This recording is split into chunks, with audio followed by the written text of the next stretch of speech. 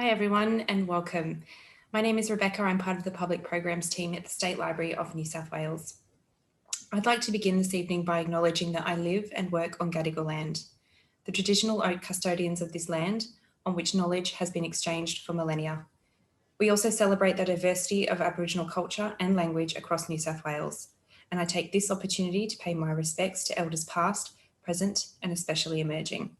I also extend that respect to any Aboriginal Australians who may be joining us online this evening. A very warm welcome to all of you for the very first in a series of 3 author talks that have been organised as part of the Sydney Writers' Festival for Suburban and Regional Library Programs. We kick off the series tonight with winner of the Christina Stead Prize for Fiction for the 2021 Premier's Literary Awards, Kate Grenville. Kate is in conversation this evening with UNSW lecturer and author Kerrie Davies to speak about her award-winning title, A Room Made of Leaves.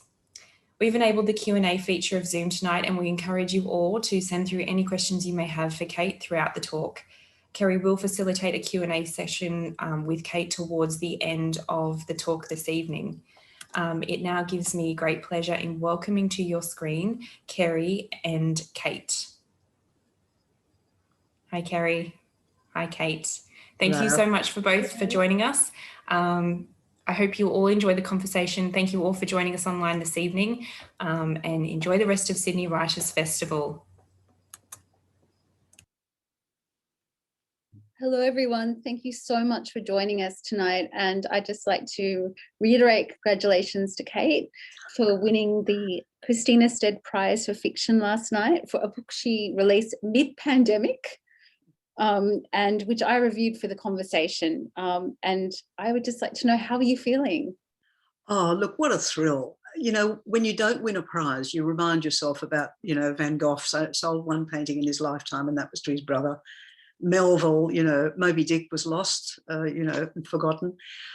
But gee, when you win, it's a fabulous feeling. It's an acknowledgement of, that set of people in that room are acknowledging that they felt that that was a powerful book in among equally powerful books, because the shortlist was very strong this year.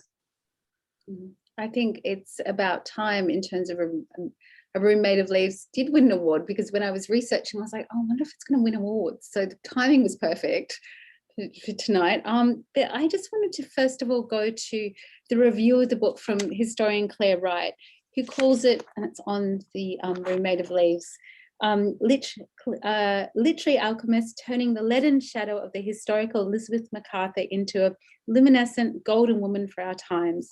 Intelligent, compassionate, strategic, and dead sexy, Grenville's Macarthur is an unforgettable character who makes us question everything we thought we knew about our colonial past. A polished gem of a novel by a writer who is brave as she is insightful. I simply loved it. So thinking about Elizabeth Macarthur as sexy, which is new. I mean, what draws you to colonial women, and in particular Elizabeth Macarthur? Like, why do you keep going back there?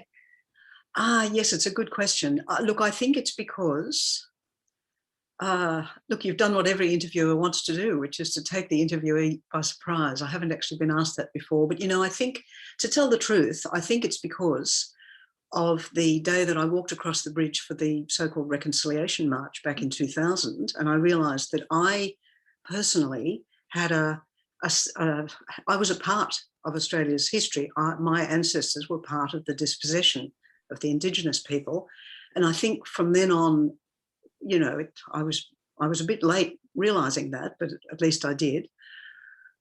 And I think since then it has nagged away at me as a sort of unfinished business, not just for all of us non-Indigenous Australians, but for me personally, a puzzle that I have to keep kind of,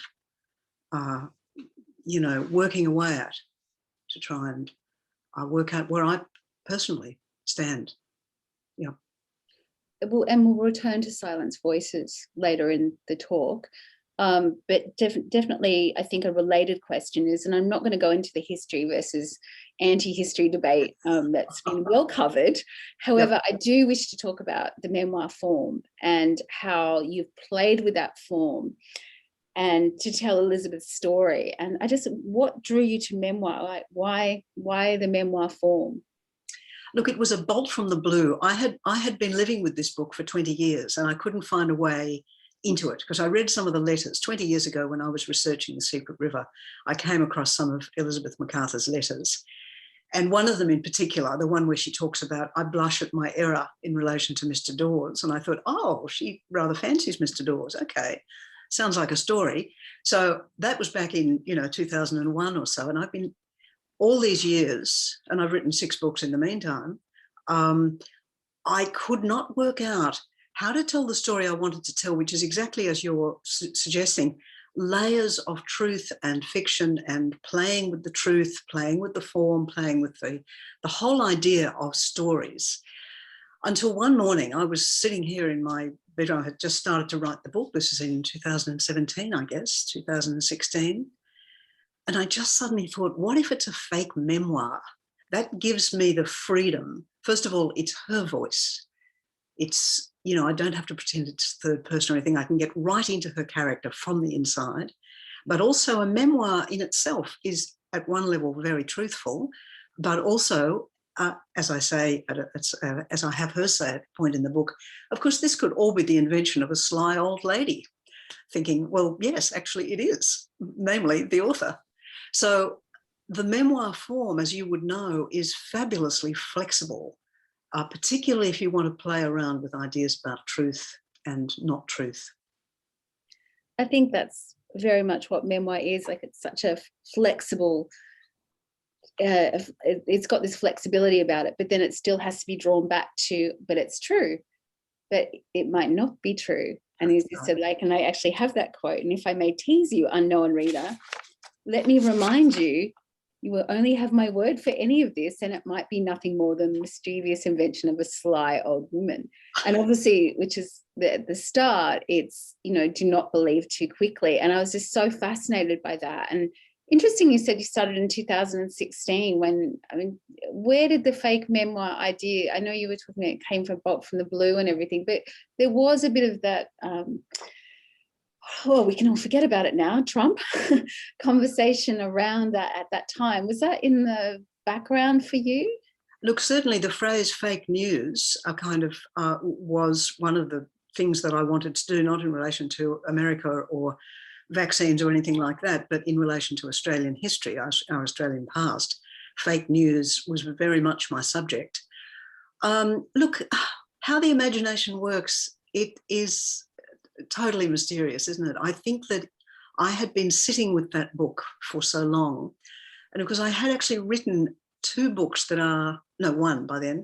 I wrote a book about my mother, which was not a memoir of my mother. It's a sort of, I don't know what it is. It's just a book about my mother. But it made me start to think about the limitations and strengths of memoir, I suspect. So once again, I have my mother, I think, to thank for that bolt from the blue. I have her to thank for just about everything. Yeah, I was looking at the book and I loved that you wrote it. It was her story, but then it was her voice, but then it was in third person. But it read like a memoir. It was, and I think I love that you were really playing with that form as well.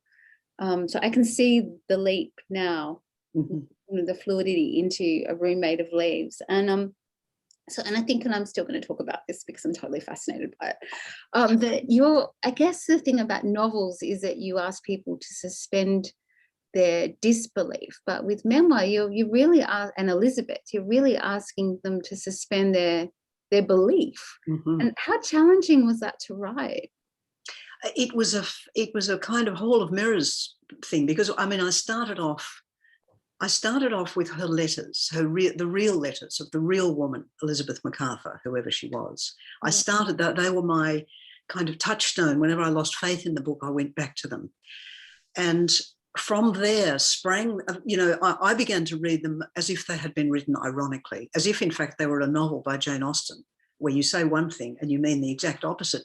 So she might say, for example, her husband's been away for 4 years and he's just come back and he's a bully. He's not a nice man to be married to. And she says to a friend, you can imagine my delight at the return of Mr. Macarthur. Well, yes, we probably can. Her delight would have been 0. So, suddenly I started to read these letters ironically. And that kind of gave me a way to start to play with all those things in a way that it was such fun to write, because there was always another layer of irony and another layer of kind of hiddenness. I mean, this book is very much about things being hidden, things unspoken, which is why you mentioned that the sort of epigraph is do not believe too quickly. Now, I don't think Elizabeth Macarthur actually said that. I didn't find that in her letters, but she might well have, because when I read the letters, I thought what she's written here is a novel. We don't believe these letters. We read them as one would read a novel by Jane Austen, ironically. My role now is to tell kind of the truth, and I put those in inverted commas, so that the two things can stand side by side. And I loved that idea of constantly playing with the form in a way that I felt she was playing with the form of the letters. So I felt very close to her, reading the letters and thinking about her.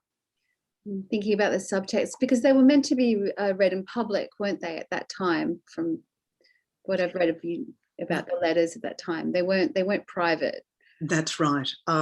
Because not everybody could read and write, and also because there were, I mean, the news from Australia would have been only in the form of letters from people like Elizabeth Macarthur. She wrote to probably her mother, though those letters haven't survived, but she wrote to her childhood friend back in the little village in Devon where she was born. And she, a bit like a travelogue, this is our life, you know, this is what it's all about.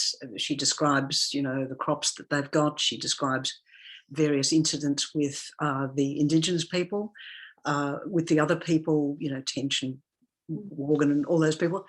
And she would have known that the extended family would assemble in the parlour and someone would read the letter out loud. And so that was definitely the context of the letters. And of course, when she was writing little short notes to somebody else, which were not probably designed to be read out like that, her tone is totally different. The style of the actual sentences, the actual syntax, totally different. Very straightforward. You suddenly hear a spoken voice. So I love the fact, you know, language, the actual flavour of a sentence and what you can do by just putting a comma in or a semicolon, it changes the whole thing. I love that. And I think it's so fascinating, just those few words that I blush at my error just set you off into this whole new vision of Elizabeth and her inner life. So taking that relationship, how did you craft the relationship throughout the book? Because it's obviously, you know, it's such an important part of the book. So obviously I'm talking about a relationship with Dawes. And she did learn astronomy, yes, from him, just a little. That's right. William Dawes was just to set the context, William Dawes had come out with the first fleet. He was a soldier, but he was an expert in astronomy, and he was also a linguist, and obviously a very unusual and I think very likeable person. So Lieutenant Dawes was out on Dawes Point in Sydney, where the southern pylon of the Sydney Harbour Bridge is, as you would all know, all of you in Sydney. And Elizabeth and her husband and her little infant arrived 2 years later. And at one point, Elizabeth says in a letter, I was very bored because there wasn't much company. As the wife of an officer, she wasn't allowed to mingle with the convict women. And the only other kind of genteel woman was the wife of the clergyman, Mary Johnson. And she says in one of the moments of a kind of understated wit, Elizabeth says, Mary Johnson was a person whose company gave me neither profit nor pleasure. What a fabulous put down. So she was a bit bored and a bit lonely. So she went out to the point and said to Mr. Dawes, would you please give me some lessons in a few easy stars? And he did. And she says, he gave me the lessons, but I realised that I had mistaken my abilities. In other words, astronomy is hard, which it is, and I blush at my error. Now, because I had already written about William Dawes in the book that's called The Lieutenant, where I gave him another name, I was already kind of attracted to the kind of person he must have been. The extraordinary thing about Dawes is that he was the one person in that colony who was genuinely interested in the local Indigenous people, not as curiosities or kind of, exotic flora and fauna, but as human beings who he obviously found fascinatingly. He had relationships with them, which from the notebooks he left when he learnt their language were respectful, but also playful. There was mutual curiosity, mutual learning. And the thing about Dawes was he was obviously a very good listener. And I think, you know, in the year 2021, we non-Indigenous Australians could take a leaf out of Mr. Dawes's book and learn how to be really fabulous listeners. Anyway, that's the man that I thought, okay, these two people were probably attracted to each other, at least the blush at my error phrase. You know, when do we blush? It's because we're kind of emotionally involved. So I think she was, that's a novelist's speculation. That's not based on fact. Then I love how you come back to blush in a direct way when he's talking about her blushing at the error. And then she blushes again. And he says, a blush becomes you, Mrs. Macarthur. And so that's just such a beautiful way that a blush can tell such a story in one of those few words. That's right. Our skin, our bodies can speak in a way that we don't necessarily consciously intend. In the same way, I think that the sentences we construct can also betray something that we may not be aware. I mean, you know, Freud has been here for a long time. We may not be aware of just what we're actually expressing in either our body language or our words. So it was a fabulous opportunity. The other thing about that is that we have this image of women of the past, particularly kind of genteel women, as being straight-laced, devout, devoted wives, uncomplaining, getting on with it. We see those terrible old photographs rather later than Elizabeth Macarthur of them all trussed up in those terrible clothes. And it's difficult to work past the stereotype of them as being kind of contented with their lot and the stereotype of them being what they were supposed to be, you know, the perfect wife. But in fact, they were women like us, you know, of course they were different and their acculturation was different. But, you know, these were very smart women, many of them, like Mrs. Macarthur, who were denied the faintest ability to do anything in their lives except bring up their children until they were 5 or 6 and sent away to school and to do their needlework. Now, you know, you and I would go crazy. And in fact, I think many of them did. Or they found a way like Florence Nightingale or Mrs. Browning to escape. So one of the things I wanted to do in the book was to say, let us not believe too quickly that stereotype of our foremothers. They had a bit more guts than we give them credit for. So yeah, so it's very multi-layered and not believing too quickly, because that is true. And then we come back to her finding her true voice. So if you wouldn't mind reading from the chapter, A Lady's Journal. Yes, this is where she's been invited by her husband to write a journal of the voyage out, which was an absolute nightmare. Macarthur made life as difficult as he possibly could. He made enemies of everybody on the ship, which meant that his wife's life was an absolute nightmare. Yeah. Among other things, she had a miscarriage. She was probably 7-8 months pregnant. So awful, tragic, ghastly stuff. And he invites her to write a piece about this. My theory is that he could then produce it later in court in order to punish the people who he had been wronged by. So she starts to write this thing rather reluctantly. And she says, but as I began to write about Mr. Macarthur's illness and the loss of Jane, that's the little baby that she lost, I found sentence after sentence pouring out from some central part of myself that had been silent until now. I heard my own voice speaking back to me from the page, a voice I had never heard before, speaking of things that I had not quite let myself recognize that I felt. Grief, despair, yes, I knew of those.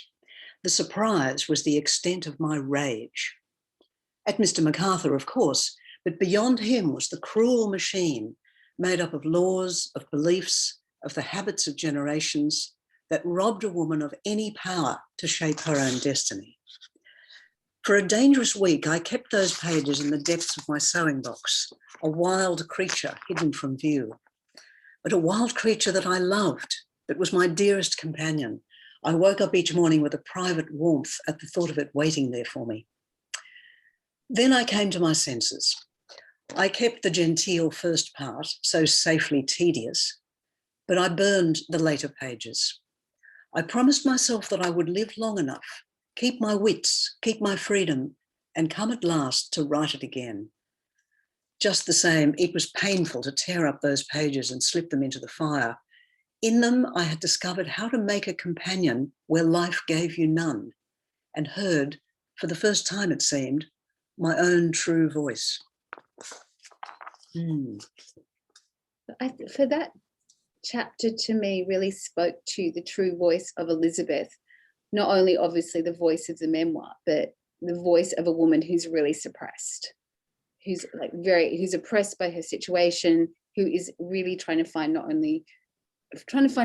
individuality. So in capturing that, you seem to have captured also the contemporary feelings around women at the moment. And here we are centuries later, and it all feels so familiar. It's terrible, isn't it, how familiar it feels? Look, you know, I tend to get pigeonholed as a writer of historical fiction. And for years I've been saying, no, it's not historical fiction. It's just fiction set in the past, but my subject is today. I am actually not writing about yesterday. I'm interested in it, of course, but that's not what I'm interested in. So one of the ways of reconstructing our idea of ourselves as women, and the other important idea in the book about that needs to be reconstructed, is some of the stories that we tell about early settlement and non-Indigenous people's relationship with the Indigenous people. We tell stories about that need to be reconsidered. So, you know, to take those women and to say, let's deconstruct some of those stories, and in doing that, you know, the present is made up of what happened in the past. So in deconstructing the past and understanding it fully, as opposed to just the nice little myths about it, we will understand a whole lot more about the present. So when you think about today and the fact that women are still oppressed, we are still discriminated against in all kinds of ways, that is because of centuries. It didn't happen yesterday. It happened, you know, it's centuries and centuries of difficulty. The ways in which we've internalized some of that also comes from generations of mothers passing that on, probably unconsciously, to their daughters. So to be writing this in the Me Too moment and in the, you know, Brittany Higgins moment and all those other moments that we're living through is at once fabulous, because you think, look how far we've come. Brittany Higgins has proved, and all those many other women like her, they have a voice and they are going to use it. And that's one of the first generations in the history of the human race, probably, where that's happened. So that's fabulous. But on the other hand, the fact that what they are saying is still the stuff that Elizabeth Macarthur would have said 200 years ago. Do not oppress me. Allow me to, you know, be my own person and have full autonomy. So yes, it's a kind of bittersweet thing to realise that we've come so far when you look at Elizabeth Macarthur, and yet in some ways we haven't. And I'm just also thinking about John Macarthur and there's a great description in the book where Elizabeth is reflecting. Well, Elizabeth, I keep wanting to believe it's really true. In the short chapter, and it's called Vigilance, which really struck at me. Elizabeth describes Macarthur as true. He was clever and ambitious, but he was also erratic, provocative, pugnacious, irrational. He could not be trusted. He could not be trusted not to destroy our hopes. And I'm just thinking about the complicated and dangerous business of being the wife of John Macarthur, Esquire, and how that speaks to women who are in those controlling relationships or same-sex relationships, any controlling relationship at the moment. I mean, do you think that the novel can subtly show people the relationship that perhaps they're in, that, you know, it gives them a different pathway to recognize certain behaviors? I think that's right. I think people who have not experienced anything like that would find it hard. You know, the question is always, well, why did you stay? Well, one of the things this book shows you, I think, is why anybody might stay in that kind of controlling relationship. It's a whole lot of things. It's partly external, you know, social factors, but there's also a whole interior self-image and history that goes into it. It's a very complicated thing, and that sense of helplessness. People who have never experienced helplessness can be very judgmental about it, and I think it's really that's something that would be really nice to undo, because that's the first step towards wisdom, is to think, oh, okay, this is something I haven't experienced, so I'll take on board that I'm learning something here. So I think in terms of Elizabeth finding herself, and she finds it first with Mr. Dawes in their own room made of leaves, which you're saying was it actually where his area was? And I know I'm coming back into history now. We see where the pylon is now. Yes, they're not sure exactly where on Dawes's observatory was, but it was somewhere there. It wasn't where the present observatory is. It's much further out on the point. And I'm assuming, just from the kind of topography and bush on other points of the harbour, that it would have been fairly thickly wooded. And I think we've probably all been lucky enough to experience a room made of leaves in the bush, where you can sit surrounded in a kind of bower, one might call it if it was England, a bower of bushes, but with a view, in this case, down to the harbour. And, you know, a friend who knows my work very well wrote me a letter not long ago and listed the times I had actually used that phrase before I used it in this book. And it's startling. There were half a dozen, maybe 10. So it's obviously a phrase that means a lot to me. And in this book, of course, it signifies, first of all, the blossoming of self-knowledge and self-respect that Elizabeth comes to feel in the room made of leaves by the harbour with Mr. Dawes, but also at the end of the book, of course, where she has another epiphany in another room made of leaves, where she realises that she loves this place. It is home. And when she dies, she wants to become part of the dust of that place, not England. But she says to herself, I have to admit that I am a thief. I am on stolen land. In fact, this room made of leaves, it's glorious and it feels like home, but it doesn't belong to me. And that again is another moment at which, and in a way that's the heart of the book, this thing of what do we do with the fact that, you know, people like me who are 5 generations down from the early settlers, we have a duty to think about that and come to whatever kind of understanding we can and go forward in a kind of listening mode to try to, well, the first step is to acknowledge it, and then you hope that other sorts of wisdoms might come. And I think the question around the fiction that you write, so post-colonial fiction, is here the challenge of ensuring that hearing silent voices.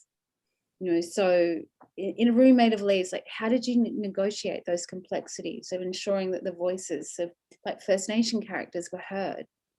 Yes, that was a real book, not just at the end, sorry, but right through. All the way through, yes. There are a couple of times when Indigenous characters very much have a voice, which is the voice of somewhat mocking the white people, in fact, which seems to me quite appropriate.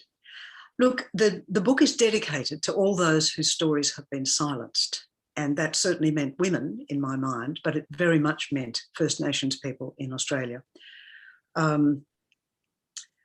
You know, I had already, I mean, Elizabeth Macarthur and her husband were part of the Great Dispossession. They were given land at Parramatta, and they would have been the first non-Indigenous people to be, you know, given that land. But of course, I had already written about that frontier conflict in the Secret River, and I wanted to do something else in this book, which is that I wanted to say wanted to talk not about the conflict, but about the stories we tell each other about that conflict, and how self-serving they are. I mean, as they say, history is written by the victors. And one of the things I wanted to do was to say, do not believe too quickly the stories the victors tell. Let that, and of course, the problem with a story is that only one story can strut on the stage at a time, generally, except, you know, a book like this. So that if you have the victor's story of an event, like, for example, the Battle of Parramatta, which is in the book, which is a moment, a famous moment of conflict between Indigenous and non-Indigenous at Parramatta. As soon as you have that, that kind of story, it stifles, it smothers, it hides the other story that might be behind it. And that's why that story has to be kind of wheeled off the stage in order to let another voice, another story, another reality be heard. So apart from the kind of moment by moment speaking of characters, which was important, but I did that with a great deal of trepidation, because I'm all too conscious of how easy it is to appropriate and above all to move into areas that you don't have the right to go into. So I was extremely aware of that. But on that bigger level, let's let the victor's stories shuffle off the stage and allow those silenced voices to speak. I think there's an evocative, loaded line where you talk about when Elizabeth actually was and visits the site. And she says there was nothing to show what had happened, only the words of that story snipped out and pasted onto the air. And that line really did kind of evoke that feeling of dominant history and how to challenge that, and how we tell these fake stories. So tell me, how do you construct the air? It's just so hard. It's yes, but once you've established, once you've got the other stuff out of the way and you're looking at air, that's not yet a story, but it allows a story then to be heard. And of course, we are living in an amazing moment where First Nations people are telling their stories. I mean, they've always been telling them, of course, but we haven't been listening. And now, you know, for the first time, we are. And so if we can make a space for those, make a silence for those stories to be heard, there's some hope. The Battle of Parramatta is very interesting. There is only one account of it, and that is by David Collins, who wasn't actually in Australia when it happened. So somebody must have written to him in England and said, look, this thing happened. And of course, John Macarthur was the commander at Parramatta at the time. So it could well have been John Macarthur. It is the only version, and it's a story that simply doesn't make sense. When you actually look at what is being described, the logic of it, it just, to me, maybe I'm wrong, but it just didn't make sense. Some years later, maybe 50 years later, a journalist says, tantalisingly, of course, you know, the Indigenous people are still telling stories in their songs about that event. But of course they did until recently, but those stories are now lost. Now, they're probably not, because as we know, First Nations cultures as an oral thing, there's a powerful ability to pass stories along. But we non-Indigenous people do need to have the ears to listen.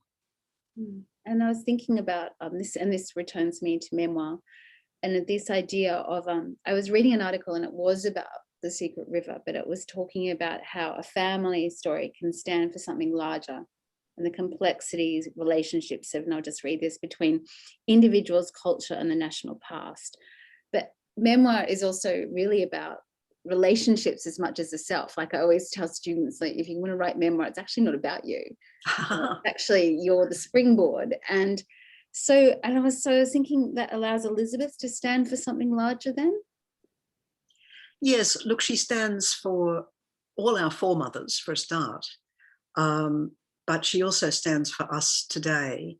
I mean, that idea of finding your own voice, you know, it's a lot easier said than done, isn't it? I think most of us, and maybe particularly women or any group that has been a kind of silenced by a more powerful group, it's actually really hard to find your own voice. And where you start to allow it to be heard is very often the way Elizabeth Macarthur did, as a memoir, even if in her case that wasn't particularly, well, it began as not heartfelt, but as she wrote, that bit that I read, as she wrote, her own voice rose.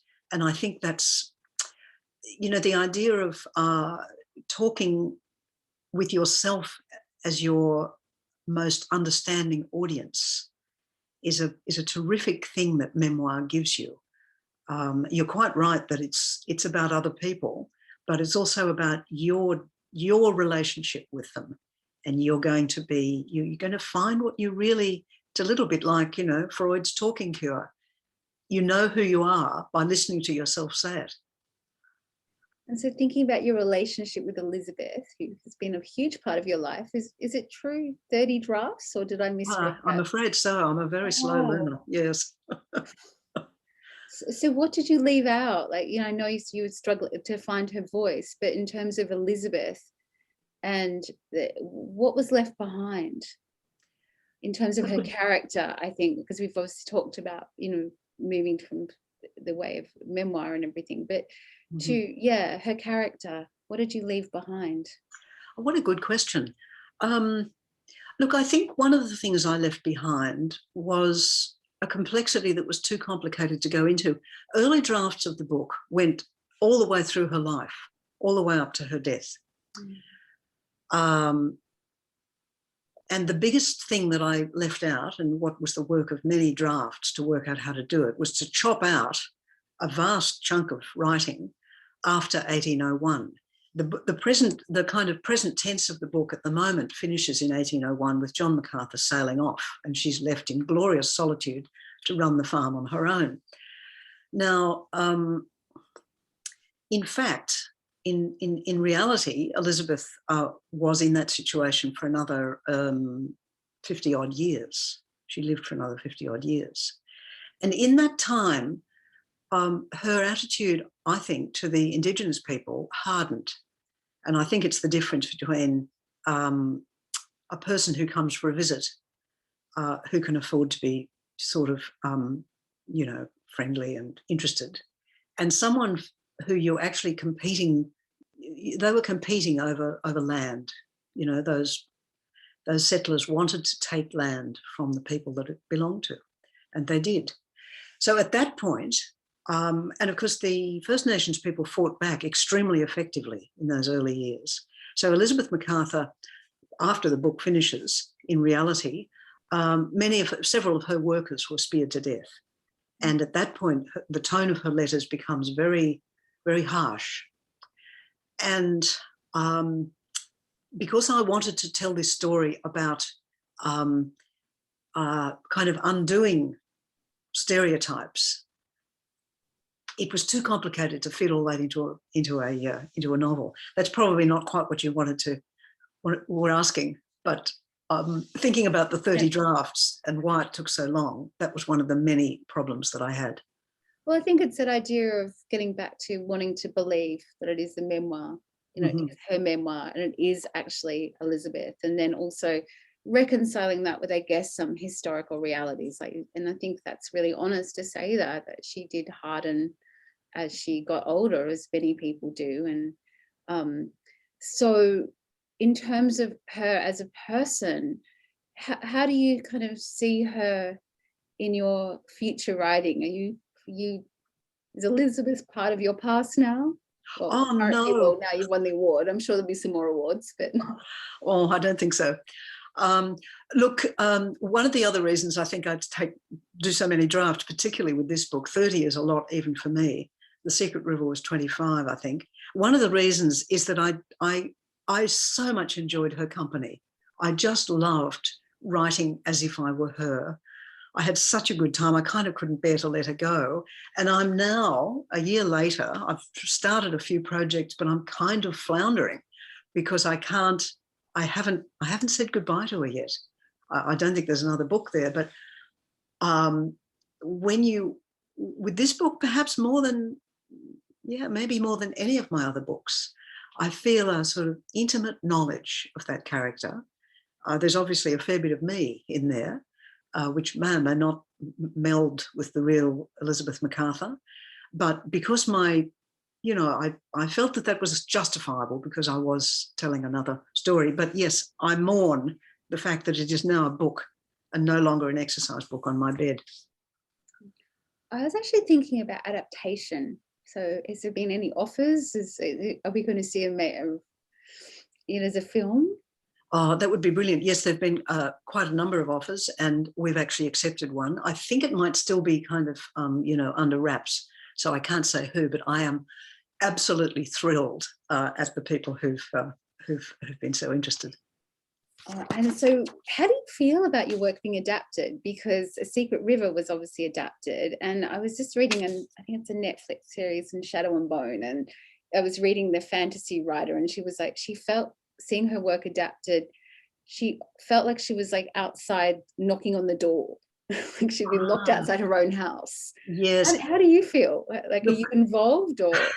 Look, I was terribly lucky with The Secret River. I've had 3 books actually adapted now, but The Secret River, Neil Armfield, Stephen Page, and mental block, Andrew Bavell collaborated to make the most extraordinary piece of theatre.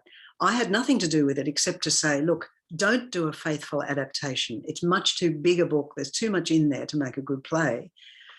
So don't do a faithful adaptation, just write me a fantastic play. And that's exactly what they did. And of course, the play went far beyond what I could do in the book, in the sense that the play is genuinely about 2 families working out or, living on the same bit of land and actually in real time in front of the audience, speaking, in the case of one of the families, the Darug language, which probably nobody in the audience understands. In real time, you are kind of truly experiencing that. So I just felt, I never forget watching a sort of late rehearsal, and I was just in tears at the end. I just thought, I am the luckiest author to have done something which has sparked these other imaginations to produce something completely different and bigger and possibly better.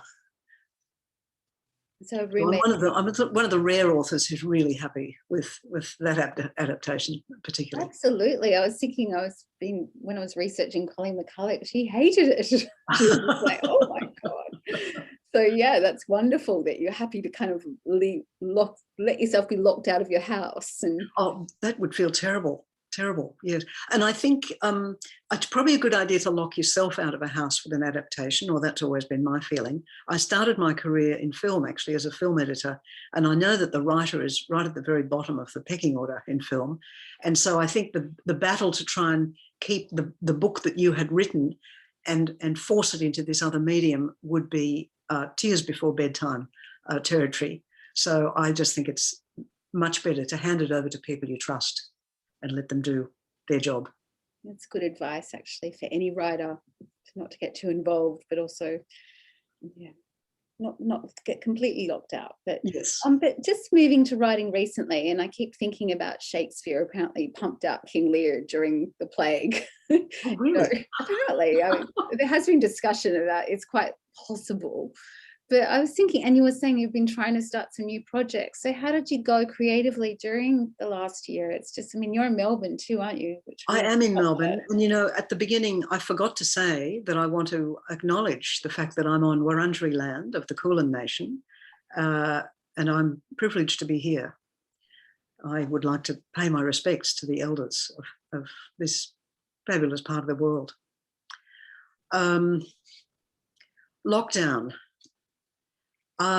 Yeah, I found it very difficult. A lot of us in Melbourne are saying, I haven't been quite right since lockdown. I was very lucky. My life didn't really change that much. Writers are in lockdown a lot of the time voluntarily. And I was boasting at the beginning of lockdown, oh, it won't make any difference to me. I'll be fine. Actually, it did. And I still can't quite put my finger on it, but it definitely had an effect. I was very lucky, though, because Audible, the audiobook company, commissioned me to write 10 podcasts about my grandmother, along the same lines as the book I'd written about my mother, One Life. So that was a fabulous project because it was for me to speak. So I could simply write in my own voice, knowing that I would be reading it into, you know, the recording. And it was fairly short. It wasn't a big novel. So it was the ideal project. And of course, I'd already done all the research for the book about my mother. So I was very lucky. I had a good lockdown. And you're writing now? Well, I am floundering. Look, I've got about 4 different projects on the desk, and I've been in this place before, and you just have to put the computer away, get the exercise book and the pen out again, and instead of sitting up at the desk, you know, like someone doing a job of work, you have to do, in fact, exactly how A Room Made of Leaves started. I can remember those days, winter in 2017.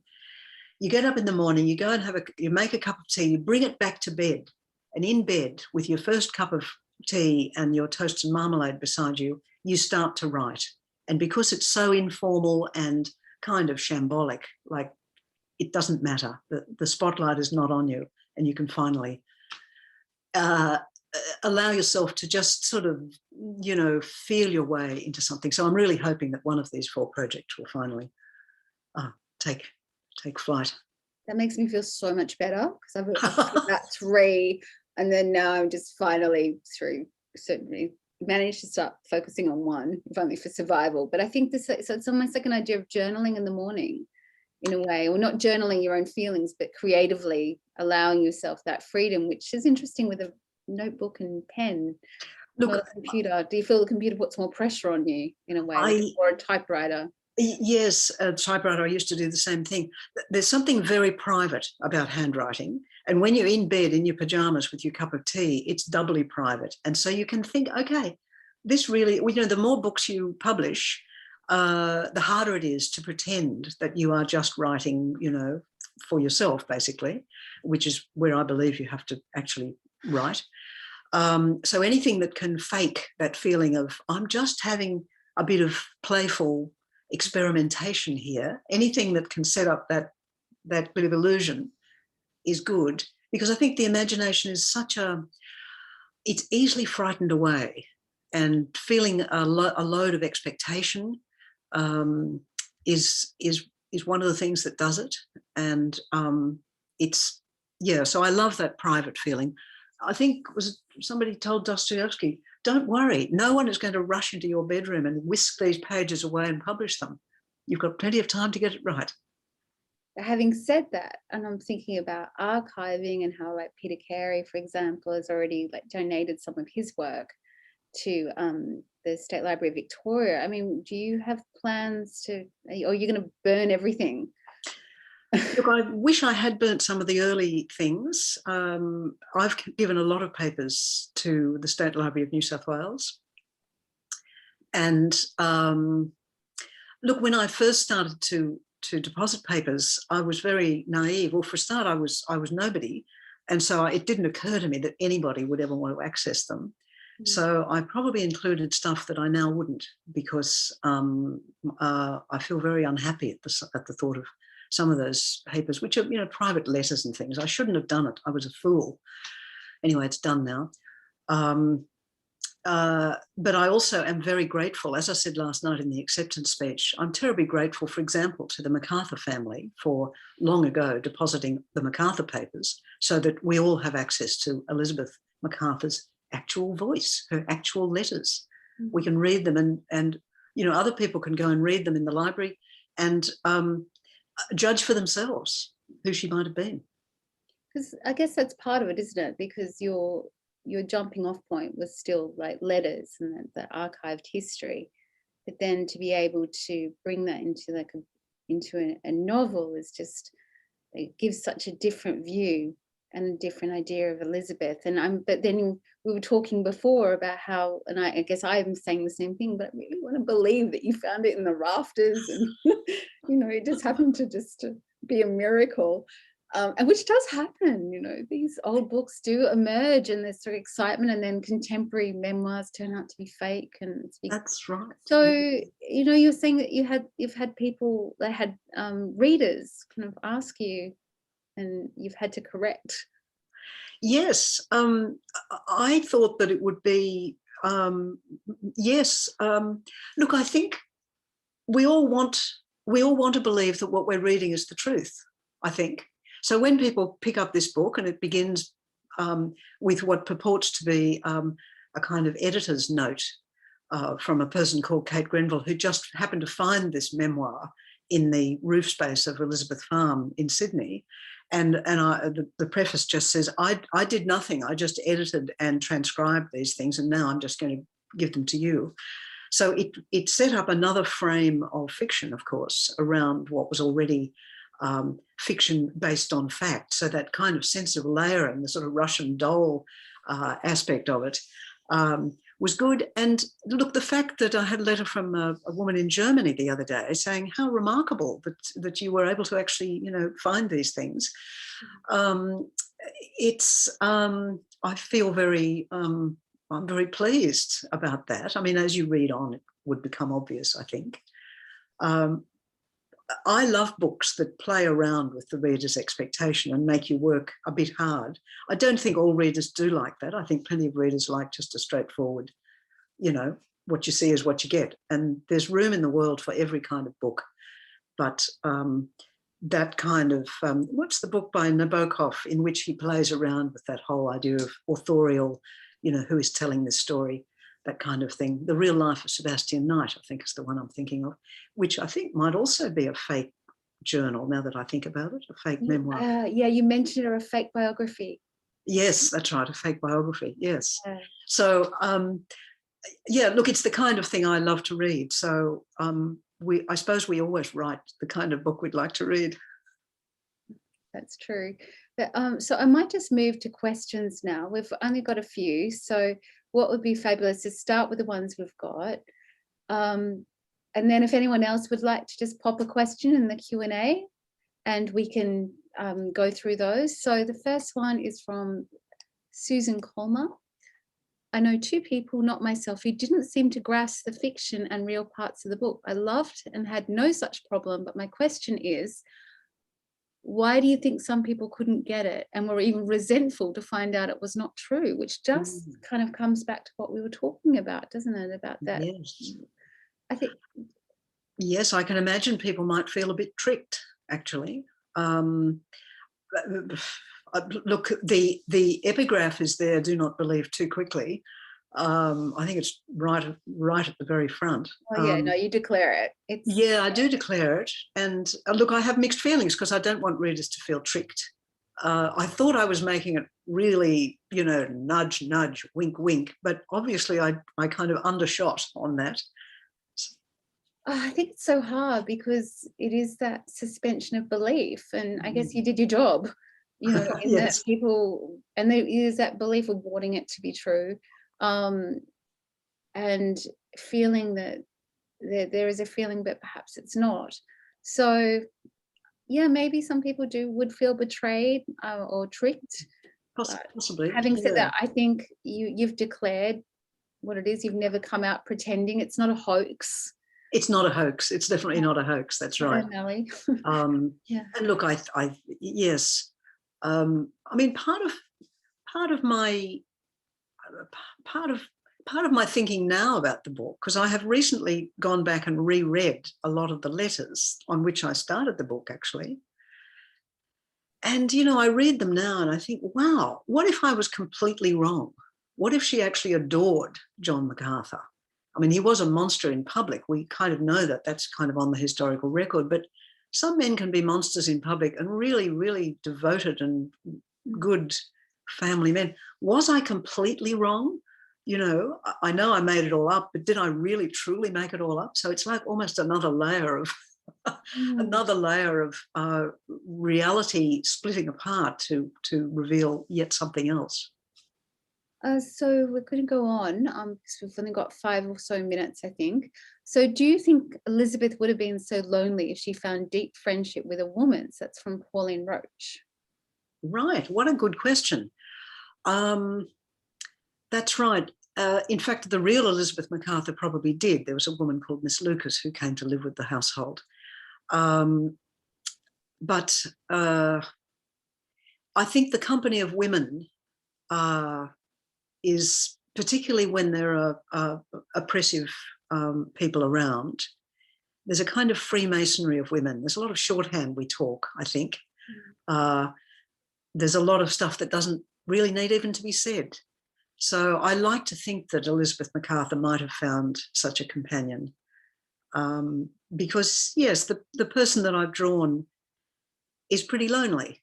I mean, she had her children, of course, but that female support would have been very important to her. And she also forges a working friendship, you know, with her shepherd, doesn't when they start the sheep. And this goes to the next question, which is John Macarthur was absent for so much time while Elizabeth was left to run the farm. So very successfully, yes, she should have been on the note with trusted workers. Was that not a great leap forward for women's autonomy and self-empowerment? So with or without her awakening, absolutely, already like not of her time, so to speak. Yes. Look, actually, there are apparently, and this is another way in which the stereotypes are being undone. Historians, you know, like proper people, are discovering that there were actually quite a few women in early Australia, and no doubt anywhere in the world as well, who stepped into those similar positions, very often because their husband died and they were left a widow, and they took over the hotel, for example, or took over the grocery shop. And made a good thing of it. So Elizabeth was one of the more kind of high profile ones, and certainly her enterprise that she had to run was a massive, you know, running the Macarthur estates was like running a small country. It wasn't unheard of. It's just that we haven't heard of it much because it's not part of our sort of myth about what women were in the past. And certainly most of them didn't have that opportunity. But to be a widow and to have been left a small business was probably one of the better things that you could hope for back then. That is true. And like you said, there's so many stories that haven't been told. I mean, even the biography of Elizabeth Macarthur, that wasn't really done until recently. Is it Michelle Scott Tucker? Yes, look, there were earlier ones. There was one in the 1980s, actually, by Hazel King, and another one in the same sort of time by a bloke called Leonard Bickel. So there have been a couple. Joy Hughes published a selection of her letters. All that was back in the 80s, which is quite interesting. And then there was that very long gap. And then Michelle Scott Tucker wrote her biography a couple of years ago, and now this novel.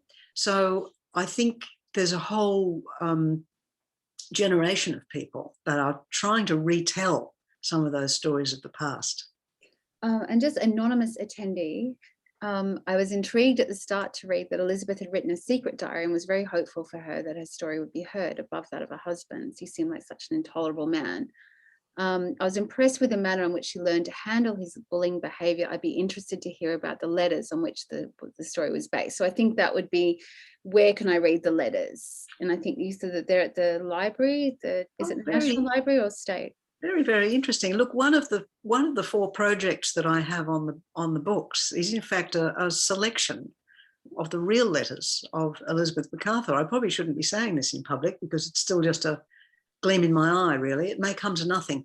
At the moment, there is this very short book by Joy Hughes, which is probably out of print now, of a few letters. There is a transcript that can be read with great difficulty at the library, or there are the almost impossible to read actual letters, which I read at great loss of eye power. So it's a bit of a gap. It should be easy to read them. Some of them are very long, and some of them have rather boring bits. So I think a judicious selection is what's required. But you know, the real woman deserves to have her real voice, not just my voice, but her voice heard.